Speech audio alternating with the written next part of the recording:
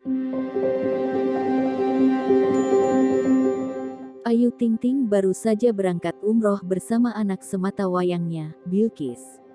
Sebelum berangkat, pedangdut berusia 29 tahun itu tak lupa mengajak Bilqis untuk ikut memakai hijab. Potret Bilqis dan ibunya mengenakan hijab syar'i lantas menjadi pusat perhatian. Bismillah, doain Bilqis ya, biar lancar, kata Bilqis, dikutip dari story Instagram @ayutingting92.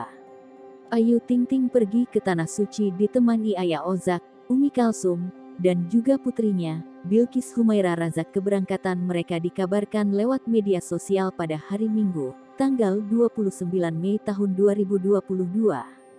Bismillah, doain ya semua ibadah umroh kita lancar, berkah, sehat semua, dan mabrur. Amin ya Allah ya Rab, tulis Ayu Ting Ting.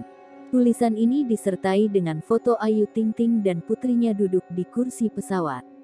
Mereka berdua memakai terusan kuning tua, lengkap dengan hijab syar'i berwarna hitam. Ibu dan anak itu tampil serasi dalam perjalanan menuju Tanah Suci.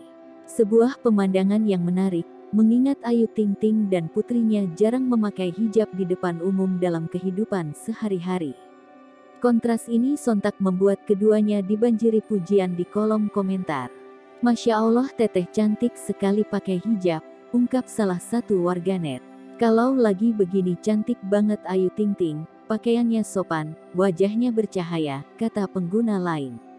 Semoga tetap memakai hijab ya kak, soalnya lebih cantik dan anggun, tulis orang ketiga.